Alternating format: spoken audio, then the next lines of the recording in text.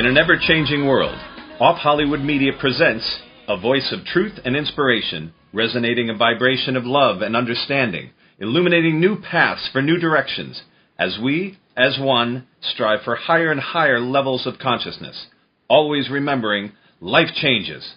And now, your host, our MC, our master of change, Filippo Voltaggio. Ciao, everyone. I am Filippo indeed, and I am so happy to be here of service while I host Life Changes today. And life changes as we know it, and don't we know it. This has been an amazing week full of life changes, and there's one thing in particular, a very exciting, wonderful, amazing thing that happened this week to me, and I'll share with you what that is in a moment. Before I share with you that wonderful, amazing thing that happened, I will say that whether it be as a friend, a son, an uncle, a brother, a life coach, to many people, I have shared the story of the Taoist farmer. And I have used it as an example so often. Let me share with you that story. I think you will enjoy that. There was a farmer who had a horse, and one day the horse ran away.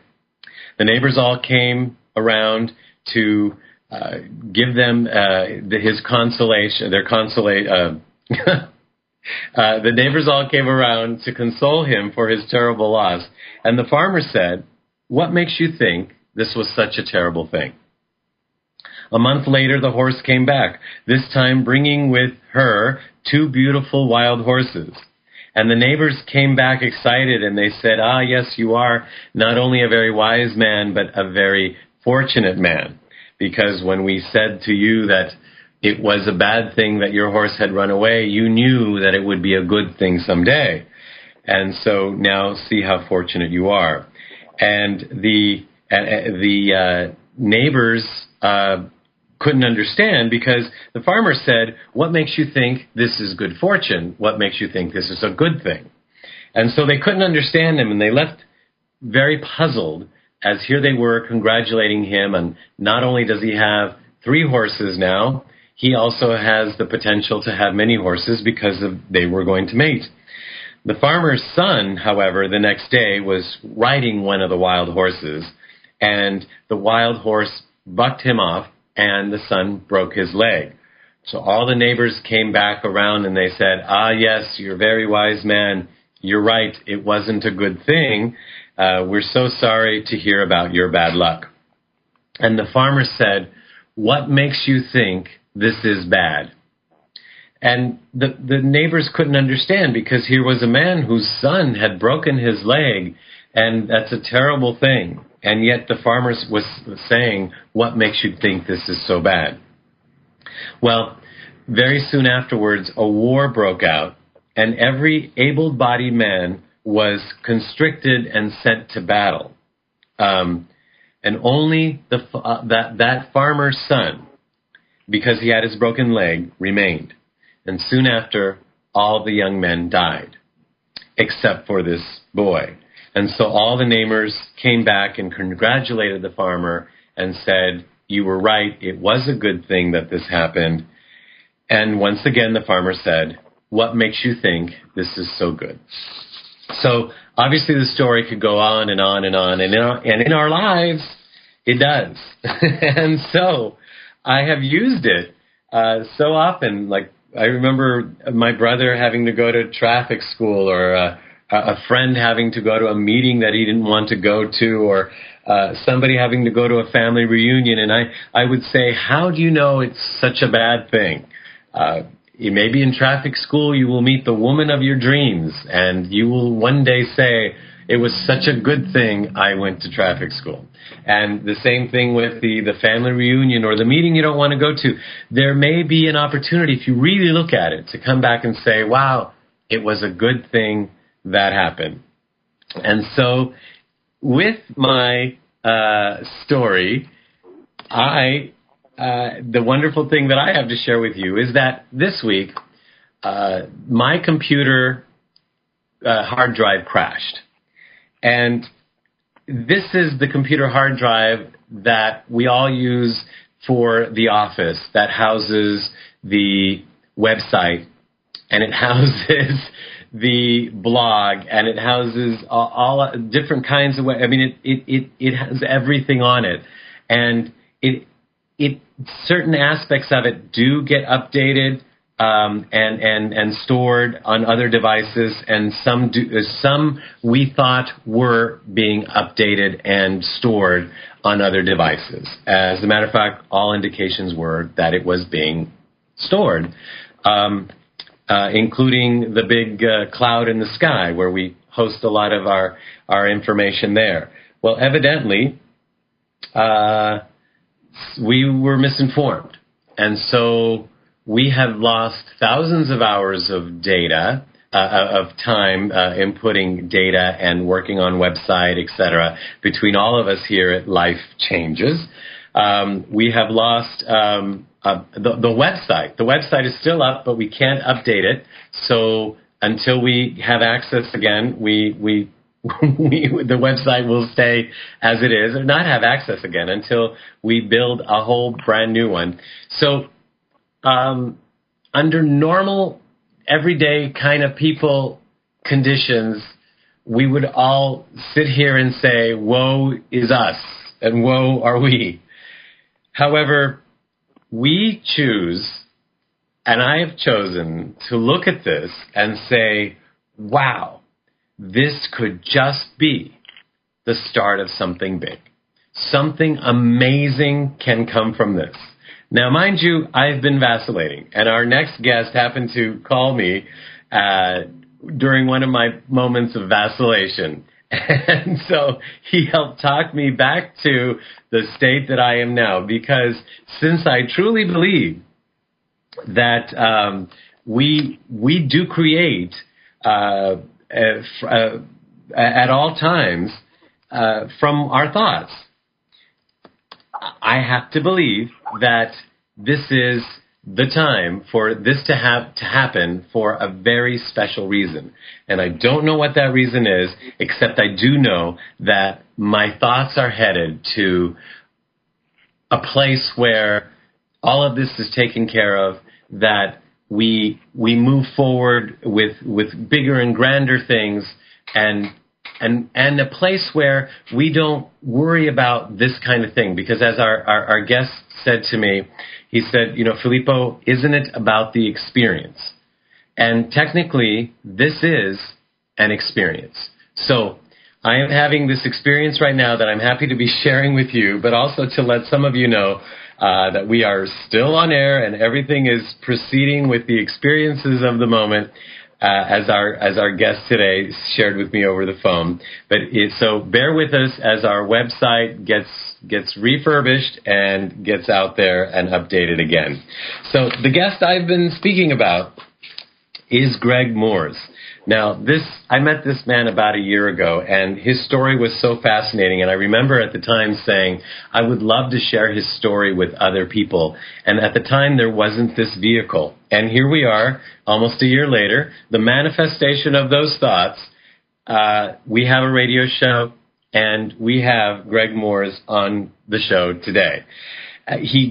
He graduated from Stevens University of Technology with a Bachelor of Engineering degree, where he studied engineering and quantum physics. I love that.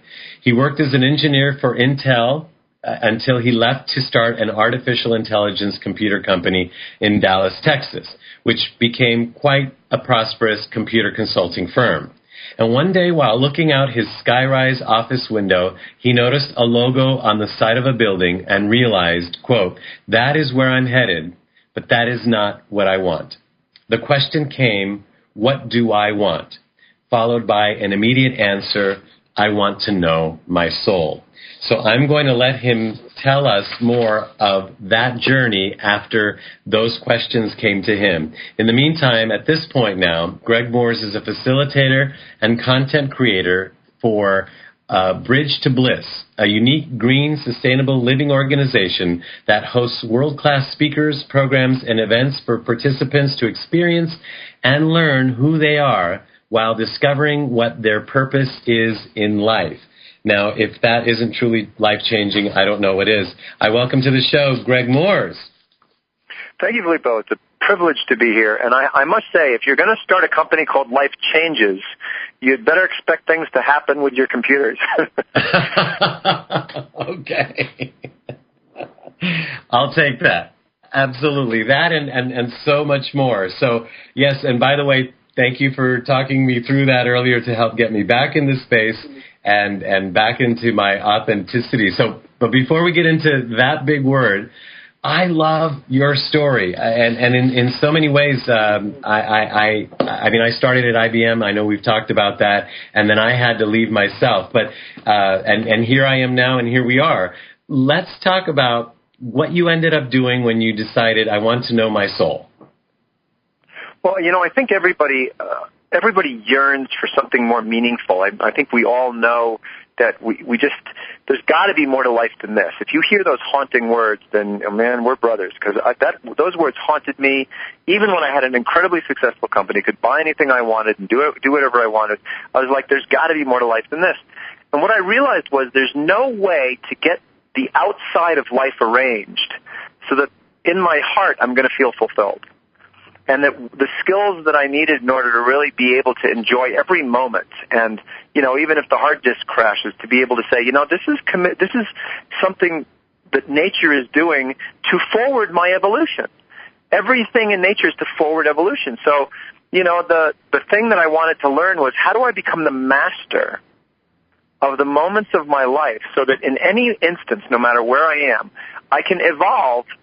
Instead of, hopefully making more money and then, arriving at some place called success in life. Because, when you study the lives of people in nursing homes, nobody ever says, I wish I had spent more time in the office on their deathbed. Mm. And that's where I was headed. It was so clear that that's where I was headed, that I was just going to accumulate more stuff. But what do I do about this? It was so inauthentic and so contrived to say, I'm living a prosperous life when I have this feeling in my chest like there's got to be more to life than this. This is really interesting, too, because you're not just talking about stuff or some stuff. I mean, before you went off and did what you did, you were about to buy a plane. I mean, this is not a guy that was idly sitting back contemplating the world. You had what most people are striving for these days. Well, yeah, I mean, I had a sports car and a customized van and a couple of jet skis and a boat and the plane. The thing about the plane that really struck me was when I looked at the service record of an airplane, I realized, wait a minute, I'm going to be working for the plane more than the plane's working for me.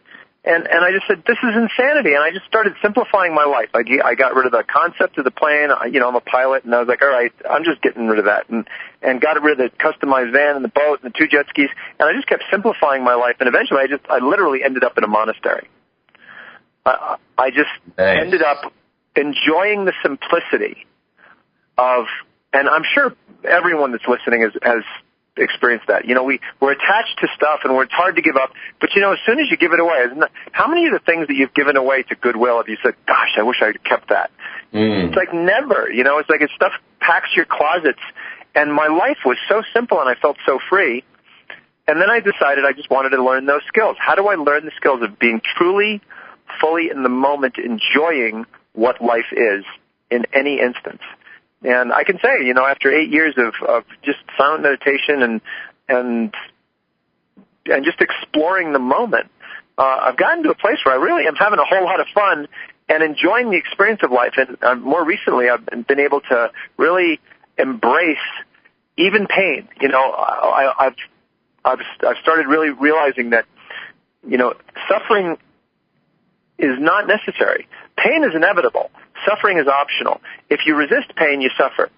But when pain comes, which everybody has, you just embrace it and you say, this is part of life. And then all of a sudden you find that the feeling of embrace replaces the feeling of pain.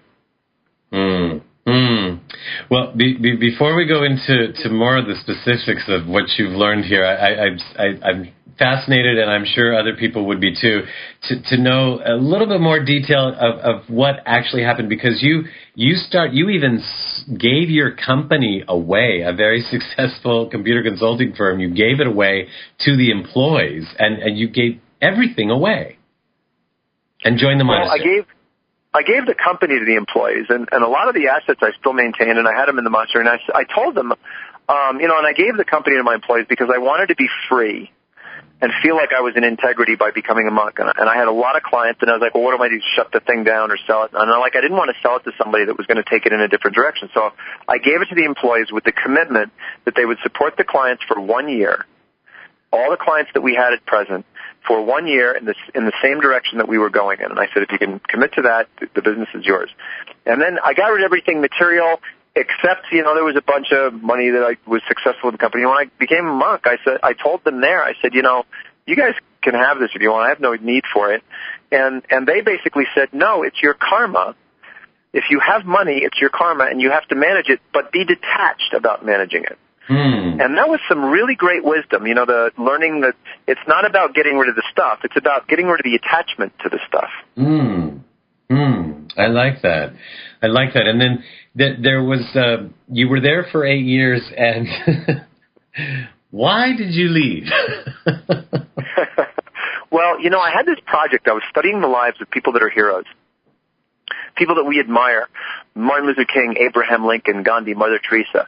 And I have a very mechanical engineering mind in figuring out how things work. And I was looking at their lives like trying to figure out a puzzle. And what I discovered was a formula that every one of these heroes went through. It was like a 90-day sort of transition period where they were a normal human being, and then they went through this process of just getting honest with themselves, speaking their truth, and getting clear about a contribution they wanted to make for humanity. And then at the end of that period, all of a sudden, there's some career started where at the end of that career, people were making statues about them, and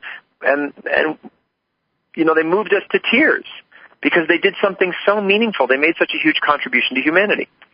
And, because when I realized that that's not what I wanted, to have a big business and success and adulation and praise, what I realized was what I really wanted was to touch people's lives, to make a contribution to humanity, to forward evolution for every person I met.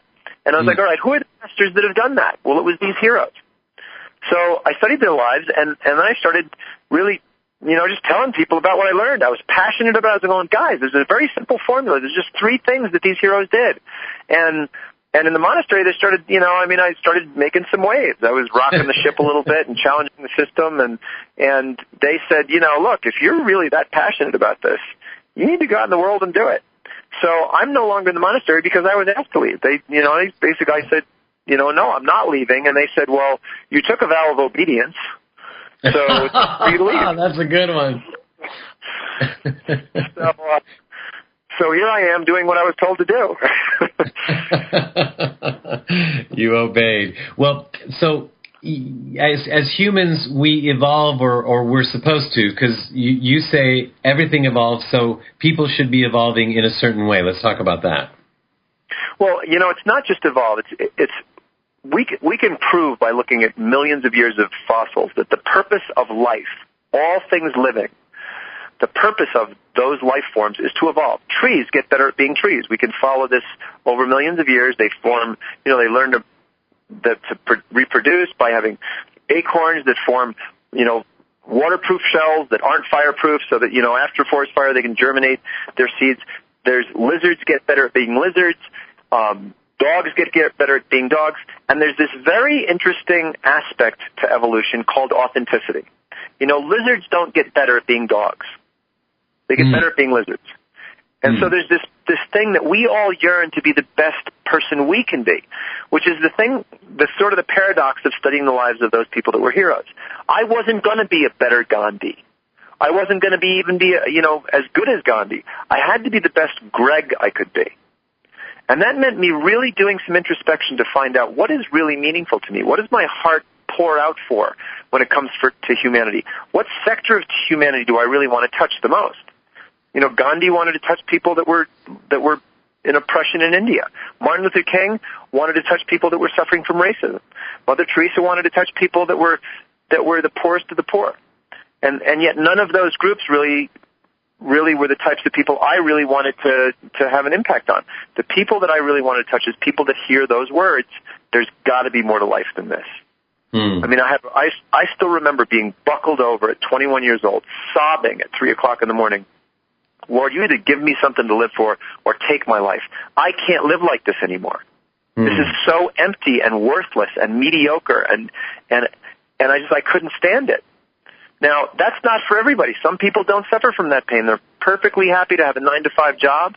My dad worked at the post office for 38 years and loved every minute and didn't want promotions. He was totally content to live in mediocrity.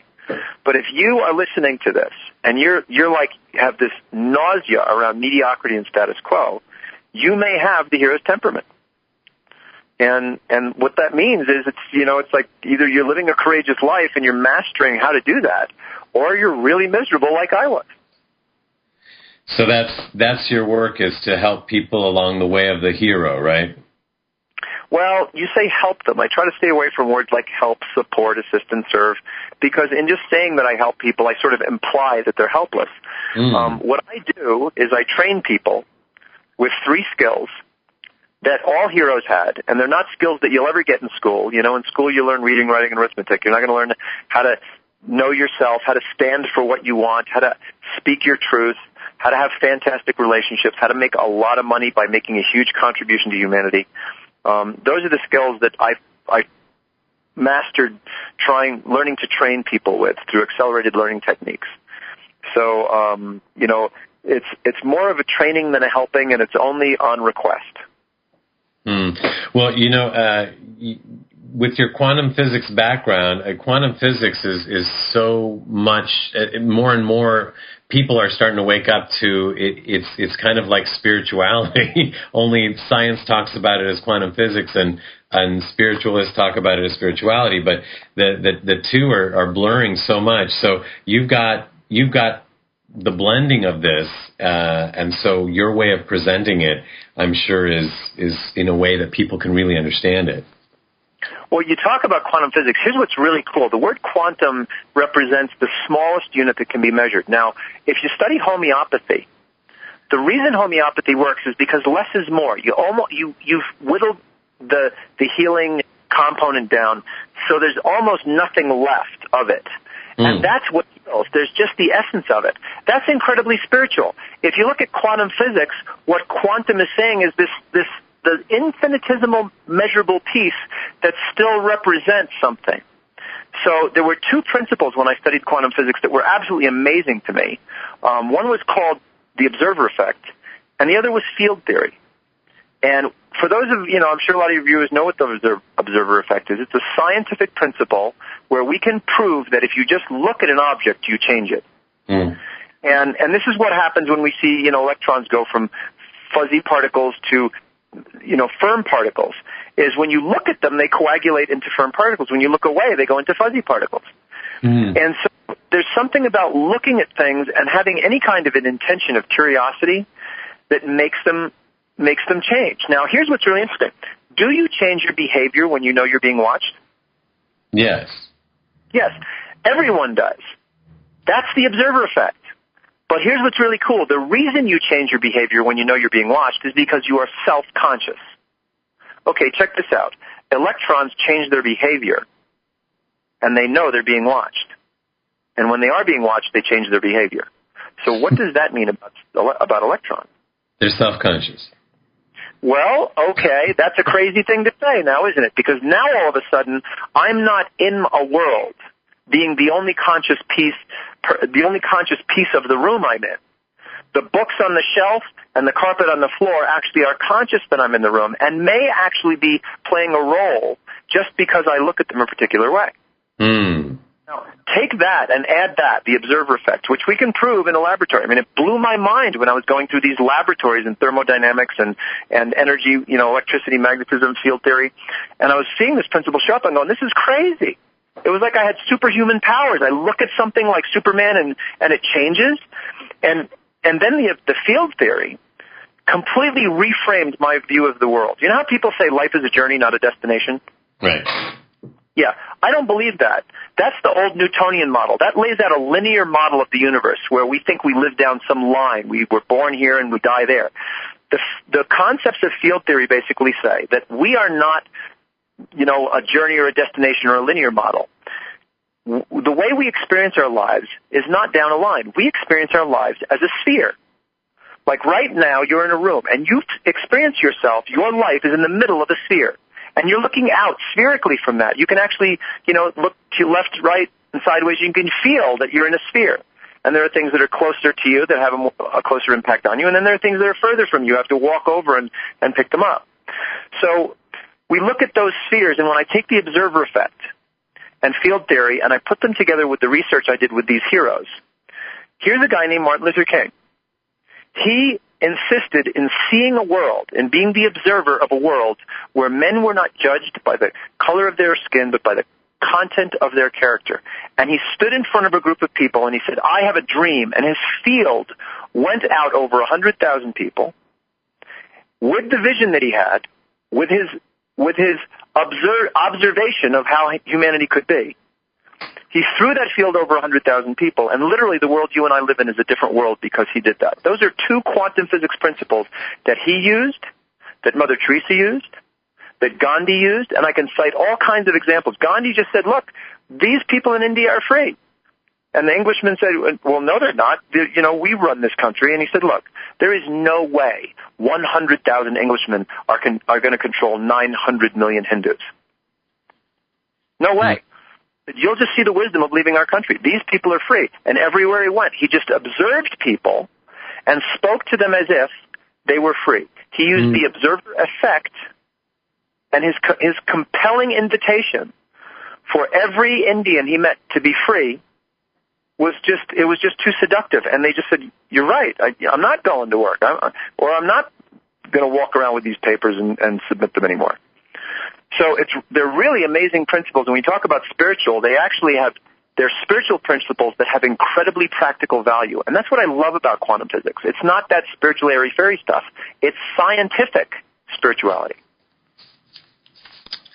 Right, and it can be proven in a laboratory, which a lot of people need in order to say, okay, that I can hang my hat on that. Of course, it might be better to believe without having to see the proof, but it's there if we need it. Yeah, and it's showing up. We're seeing, movies like What the Bleep Do We Know and The Secret. There's a lot of different arenas that are promoting this, a lot of different schools. And even if I'm telling people this, but it doesn't really matter, and they won't really even believe you until all of a sudden they've experienced it. And that's what our workshops are about, is like, we drag you into a room and we take you through experiential exercises where it's like you kind of eyes go wide and you go, oh my God, I'm having an impact on people just by being honest with myself and authentic with myself about my commitment to how I want to see the world. In actuality, they have the experiences every day. They just don't see it as such because we sometimes are manifesting unconsciously. Well, what we're trained to do is to create results. In other words, we think that the game of life is about mastering getting results. And like we said, nobody ever says on their deathbed, I wish I'd have, spent more time in the office. Life is an experience, and it's about mastering creating experiences. So what would it be like if instead of you developing a whole bunch of skills on how to get results, what if instead you learned a whole bunch of skills on how to create any experience you wanted at will? What would it be like to be the master of creating experiences? And I'll tell you what it's like, because we have this one quote that you see from people whenever you ask somebody that's a super achiever that you admire, that inspires you, that's got unreasonably beautiful results. And you say, God, how did you do that? They say, forget about the money and do what you love with all your heart, and the money will come. And so here's what they're saying. So, you go for the results and you may or may not get the experience. But if you design your life to have beautiful, brilliant, fulfilling experiences, results will show up as a byproduct. And that's so in alignment with, observer effect, field theory, heroic behavior. Just being courageous about the experience you want to create. Yeah, Greg, I liked what you said about being the human being we were born to be versus, and I'll let you finish. What is human doing, right? Well, right. Well, remember when we were talking about what we were being trained to be versus who we're born to be? Well, and Well, you're going to have to refresh my memory if you have something specific in mind, but... No, actually, it was interesting because you were talking about it in line with quantum physics and the powerful tools that can come from that. But I took it out of context, so sorry. But you were saying how we can be the human beings we were born to be versus what we were trained to be. And what you are suggesting is that we could study along the lines of all these other things that we were born to be. Well, there's what in school we're trained to fit in and go along and get along, and you're not really trained to be authentic and to take a stand for what's most meaningful to you. Mm-hmm. When I study the lives of those people that are heroes, those are the exact skills that they manifested. And here's what's really fascinating. If you look at the last 10,000 years of human history, this is the first period in human history where you and I could even have this conversation. Do you realize that if we had this conversation, a couple hundred years ago, they'd have burned you at the stake and they'd have chopped my head off just for being in this conversation? Never thought about that. Interesting. And right now is the first time in human history where you could stand for what you believe in, go out and speak it, and people will put a camera on you, and they'll show everybody that you're doing something heroic. They'll set aside a 5-minute period of the 1-hour news in the evening to give your story coverage. People will get behind you and fund your project, and this is the first time in human history. And this is one of the stigmas that I run across when I try to train people to be courageous and heroic, is I'm up against, 5,000 years of being burned and beaten and drowned and beheaded and dismembered because you took a stand for what you believed in. Mm-hmm. And this is the first time in human history where you could take a stand for something. And honestly, I don't think people believe how beautiful life can be and what a beautiful impact they would have on people's lives, because they've just got all kinds of multi-generational fear running through their veins. It's interesting. You were sharing how people that come to you to help you teach them how to live better lives, and then they argue with you, right? Oh yeah, it's a fascinating argument too, because people come and they say, they say, God, they sign up for a workshop and they'll pay $1,500 for a 3-day workshop, and then they sit in the audience and I try to tell them, look, guys, all it takes is courage and curiosity. Just be incredibly courageous and curious and take a stand for what you believe in and watch what happens. And they'll say, well, you don't know me and you don't know what kind of childhood I had and you don't know how difficult it is. And I said, okay, so you and I are going to have an argument. You're going to argue that you're a victim and you can't do it and you don't have the skills and you've never done it before. And I'm going to argue that you're a hero and you can do whatever you want. You can make choices, brand new choices, and manifest a whole new reality for yourself and everyone in your world. And here's the funny thing. You're going to argue with me about that, but we both want me to win that argument. So I never lose it. I just don't lose it. I'm just relentless. You're going to talk to me from victim. I'm going to talk to you like you're a hero. And eventually, it just becomes so compelling. And it says that you're right. I could make new choices. And so I'm like, well, let's get started. This childhood thing keeps coming up over and over again in so many conversations.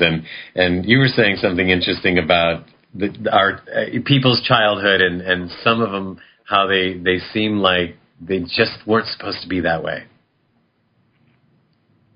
Well, when we look at children, it's amazing. 2-year-olds are masters of life. You look at any 2-year-old, they're like, yes, I'm going to go do this, and then I'm going to do that, and they're happy and they're playful, they're alive. They're evolving faster than any creature. It's amazing.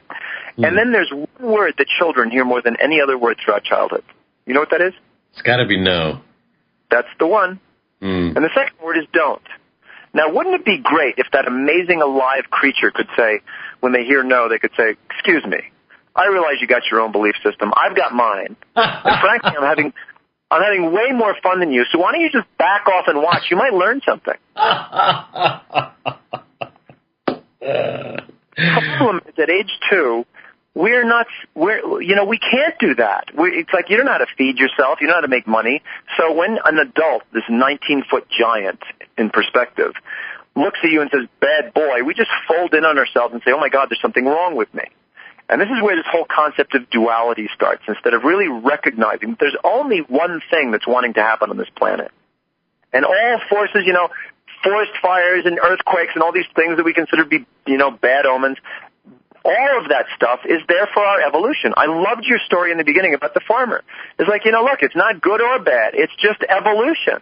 Just gives us an opportunity. Great, the hard disk crashed. You are being invited, Filippo, to take a whole new level and a whole new look at reality, aren't you? I sure am. Yeah, and here's what's really cool. Regardless of how bad all that stuff came together, you had a commitment to your listeners that we were going to have an experience that's inspiring about how life can change. And here we are on the phone having that phone call and having that experience. And so regardless of this crash of the hard drive or horrible, horrible, devastating result that happened, it hasn't been able to touch the experience that you and I are creating. Yeah, I like that. You made a very distinct distinction between experience and results, and that's big. Now, the thing that we were talking about before with children is, a lot of people say, I've had a bad childhood. You were supposed to have a bad childhood.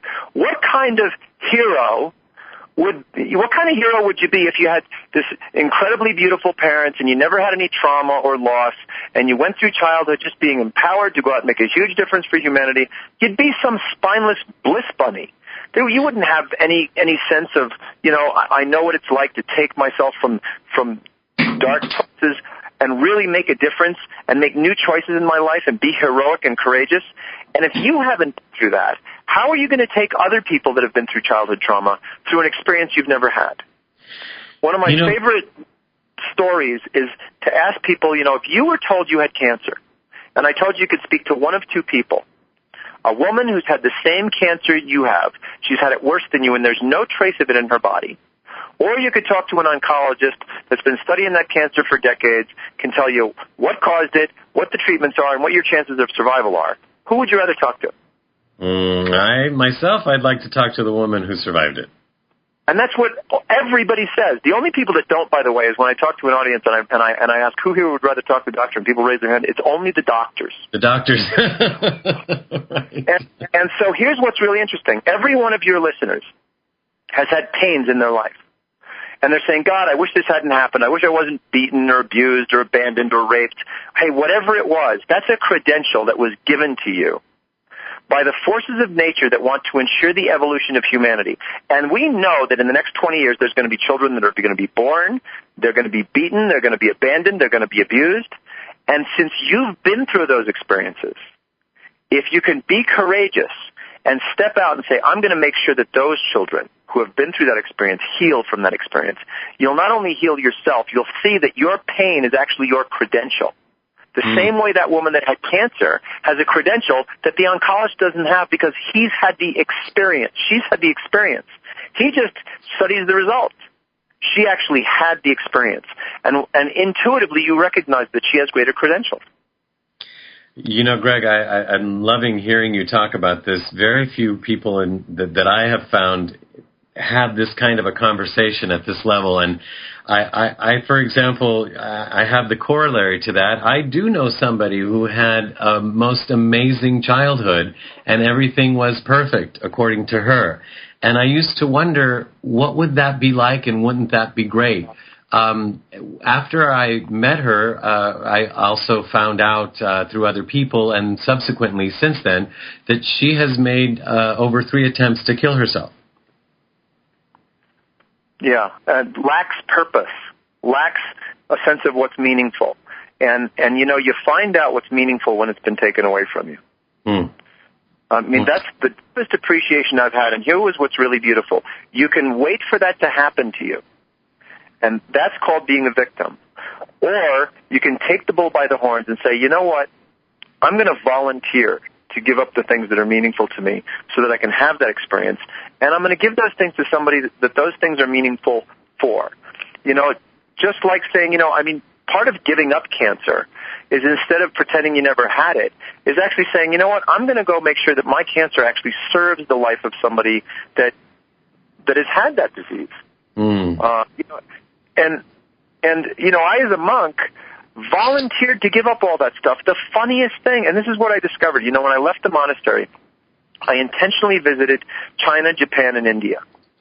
And the reason I did that was because when I entered the monastery, there was these big black gates, And I drove through those gates, and I could hear this incredible voice that said, "Welcome home." I love the story. Oh, my God. It was an incredible voice. I was like, oh, my God. It was like God's voice speaking to me. And I literally, that voice held me through for at least the first 5 years that I was there. And I started really struggling, and as it ended up, I really challenged the system a whole lot, and they asked me to leave. And I ended up leaving the monastery, and I sat in front of those exact same gates 8 years later, and I'm looking at them going, how do I leave this place? I heard that voice. It said, welcome home. And I actually got in my car and I started driving toward the gates because they told me, they said, this is an act of obedience. You got to go. So I drove, and I figured I'm just going to have to pull over and sob. And the fact of what happened was just astounding. I started pulling through those gates, expecting to feel this wave of sadness, and instead I had this incredible wave of peace and joy.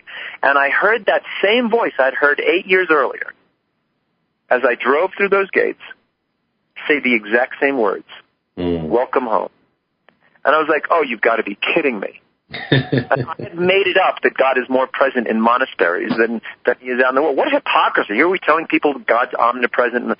And so I went to Japan, China, and India, this, materialist Japan and communist China and heathen India. I wanted to visit those countries to see if it was actually true that God was absent there. And I got to tell you, I saw simple people, just very simple people working in the fields with nothing.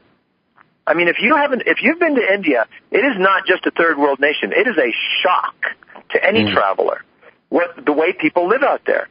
And I found that these people had smiles on their face. They had nothing. They didn't know where their next meal was coming from, but they were happy. Because what they were committed to was themselves. It's like, when they did get a little bit of milk, they made sure that the whole family got a sip of it. I mean, that's a really virtuous experience. And that's what I discovered when I studied the lives of those people that were heroes. The one thing that they all had in common is they all had a single virtue that was driving them in their life. A single virtue. Mother Teresa was committed to compassion. Martin Luther King was committed to brotherhood. Abraham Lincoln was committed to unity. And every one of your listeners, everyone on this planet, has a virtue that's driving them in their lives. And here's the crazy thing. We're trained not to know what those virtues are. Well, you are training people to know what their virtue is, and that they could do that by going to heartvirtue.com. And you answer some questions or something? I haven't gone yet, so. It's actually an online assessment, and what's really fun about it is the process. Just to see what the process is like. We actually take an inventory of the most beautiful moments of your life. Those are moments that literally gave you goosebumps. And in those moments that gave you goosebumps, there's a virtue being expressed. And here's what we discovered. For one person, all the experiences that give them goosebumps, and this is what we talk about, if we were going to design your life to be a life of meaningful experiences and for you to be the master of experiences, we want to take an inventory of the most beautiful and meaningful experiences of your life, find a theme, which looks like a virtue, that runs through those experiences, and then we can design projects and activities that create that theme, and you're gonna have a life that's designed to have beautiful, goosebumps-fulfilling experiences every day. It's just 2-year-old, third-grade simple stuff. Where you live. Say again?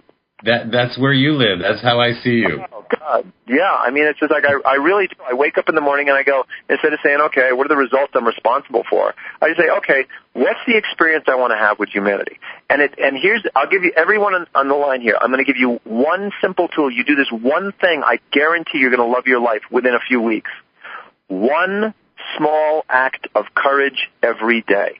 When you wake up in the morning, start with some act of courage. I'm gonna call a friend that told me they don't really want to see me anymore, and I'm gonna try and heal it. I'm gonna go take some food to a homeless person. Whatever the thing is that you're avoiding that would be like, oh, I'm afraid to do that. Just go do it. I'm gonna walk up to my neighbor that thinks I'm a jerk and I'm always, his dog's always pooping on my lawn or something. I'm gonna go bring him a pie, whatever the thing is. Or I'm going to make one to begin with. Yeah. That is great, actually. And so I just want to remind everybody that the virtue site would be heartvirtue.com. But to learn more about Greg, it would be bridge2bliss.com, and that's with the number 2. That's bridge2bliss. Greg, you're great. I thought so when I first met you, and I keep, every time we connect, I enjoy your energy and your brilliance, and those who want to enjoy more of Greg's energy and brilliance can, of course, listen to this show again when it's up on our new website. But also, Greg is available for private coaching sessions. He does public speaking engagements, and he has business programs and workshops and seminars. And to learn more about all that, that's at the Bridge to Bliss, right? Absolutely. And if I can give one closing thought, we are not 6 billion people living in one world. We are not 6 billion people living in one world. We are one people living in 6 billion worlds. And when you know what's at the center of yours, you're going to create a beautiful world for yourself. Well, Greg, you've helped me create a beautiful experience today. I've certainly had a beautiful experience, and I know we'll be hearing from a lot of our listeners saying just that. So thank you for making this what it was, and I look forward to future interactions with you. In the meantime, again, want to remind everybody that Bridge to Bliss, and that's the number 2, tobliss.com is where you can learn more about Greg. And also at our website, you can hear the show again if you'd like to. Greg, thank you so much. Wish you were in the studio with us, but I knew you had to be out of town, but we didn't want to miss another week to not have you, and we certainly got to enjoy you. Thank you, Filippo, and thank you for being so courageous. Now that your old paradigm is flushed with your hard drive, I can't wait to see the new one that you create. Okay. Well, you shall, and we'll connect soon. I look forward to it. Okay, take care. Ciao, Greg.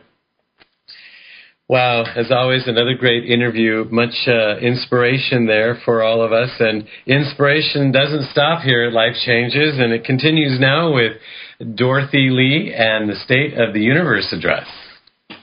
Hi. We're living in very interesting times, and tonight's essay is from the wonderful people at www.childrenofthesun.tv, who are amazing ambassadors of light, and they regularly hold transmissions to anchor love and light on our planet. This is what the Children of the Sun have to say about NASA's plan to bomb the moon. We have made transition through the September activations, which has greatly empowered our collective movement away from a world based in fear to one based in love. As we move into love, the ego is naturally embraced with understanding, held and nurtured as one with our totality. As this occurs, all melts and merges into the unified field of one. We have also experienced that as divine self moves towards its truest expression as pure consciousness, the ego often responds in fear as protection against its potential loss of identity. Hence, we are personally challenged to completely lose ourselves from one of the biggest fears that holds many in sway. Those individuals and world groups who have held humanity in control through fear are and will be grasping at any last attempt to maintain their position of identity. There is still electricity in their machines. However, the plug has been pulled, and it is only the dying whirring of their motors that we can observe. As an example, we can observe the United States government's idea to inoculate an entire country's population based on a supposed epidemic flu outbreak that hasn't even happened. Yet another example, NASA proudly proclaims in the name of science that they have sent a missile to bomb the moon. The alleged purpose is to create a deep crater to observe how much water may be trapped in the lunar South Pole. The missile is already on the way, scheduled for impact this October 8th or 9th. We don't know the real reasons behind these events, and it really doesn't matter. We certainly don't want to get caught in the nets of negative projection. What these types of situations gift us, however, is a wonderful opportunity to embrace the highest potentials and to apply quantum healing through love. All of us who choose to participate in unified field awareness know that through our ability of focus upon new vision while radiating group love, we can and will achieve divine balance around the many blatant attempts arising to hook us back into fear. As the Hopi long ago prophesied, at the end times, those who intentionally project fear to control shall come to experience their own projections. The ones showing us their fear enable us to reflect upon our own response to these types of situations as the old paradigm continues to dissolve. To hold the heart in absolute fearlessness, still, steady, and pure, with emotional neutrality, is one way to stabilize during the unfolding dramas. Another masterful role as ground crew is to remain focused and steady while recognizing that great divine assistance is continuously given to support our own processes and that of the planetary shift. The new holographic field is already laid and the ascendance complete. It is now a matter of our collective stewardship of the energetic fields, most importantly our own, to hold the awareness completely in the power of love.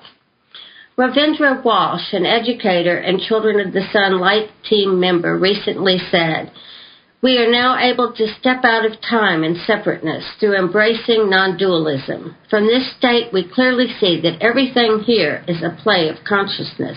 We see life symbolically and thus achieve a state of full engagement in the reality with full detachment from the pain body. Thus, we can hold the higher vibrations of love." Constant inquiry into our thoughts is one of the fastest paths to non-dualism and symbolic sight. This helps free our mind from the only source of illusions, the only binds that hold us, the only controllers left in this blessed heaven, our own stressful beliefs. We can't get rid of the darkness by beating it with a stick or coaching it with pep talks. The light must be turned on inside. Another Children of the Sun brother, Mel Edwards, shared, "The act of a missile being projected at a sacred feminine celestial body, the moon, can be understood as a feeble attempt of the old male energy to maintain control by force. The divine feminine, in balance with the divine masculine, is now able to accommodate and nullify such intrusion. At this time, may we greatly honor and give gratitude to the moon as a very important and deeply influential deity in our earthly lives and lessons. As a reflection of the sun, may the moon feel our love and appreciation for her role in helping to establish the new grid fields, for her awesome beauty and constancy of illumination in the cycles of time." Thank you for listening tonight, and until next week, please choose to love yourself enough to make very conscious and elegant choices. And please know that you are loved, you are lovable, and you are loved.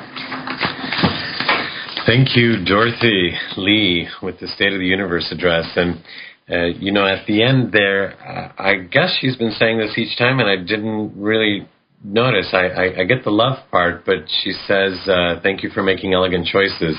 And that's something that I've really adopted. I like using that phrase, so thank you for it. I say to people and I say to myself now, is that the most elegant choice you can make? So that there isn't a judgment. There isn't, well, that's stupid, or that's wrong, or I wouldn't do that. It really puts the onus on the elegancy of it. There might be a couple other words that work like that, but that one sure resonates with me. So I appreciate that, and I'm glad I heard it tonight.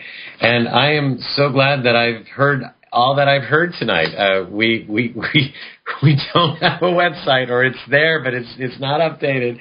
But we had a show, and we had an experience, and I know people have been touched. I know I've been touched, and Greg was great, and I want to thank Greg Mooers once again for being on the show, and invite you all to learn more about him by going to our show archives and listen to the show again. And also you can click on his links that we will have up one of these days very soon on our new lifechanges.ws website. we look forward to our guest next week, which is a surprise even to me. So I look forward to whoever that's going to be, because every guest we have had so far has been brilliant and educating, entertaining, and inspiring.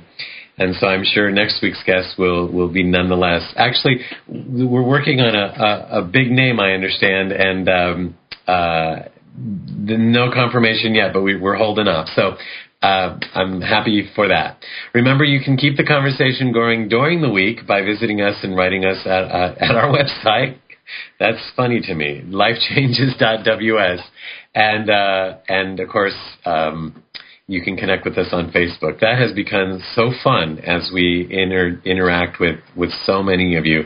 Thanks for playing on that with us. Today's show has been made possible in part by our sponsors, IonWays Water Systems, Change Your Water, Change Your Life, and Love and Miracles. And for those who haven't made the connection, Love and Miracles is Dorothy Lee. And so I know most of you have probably made that connection, but she is such a big part of this. And so to learn more about her and IonWays, do visit our sponsor page on our website. Now, also on our website, you will learn you will see that there is a link for live events.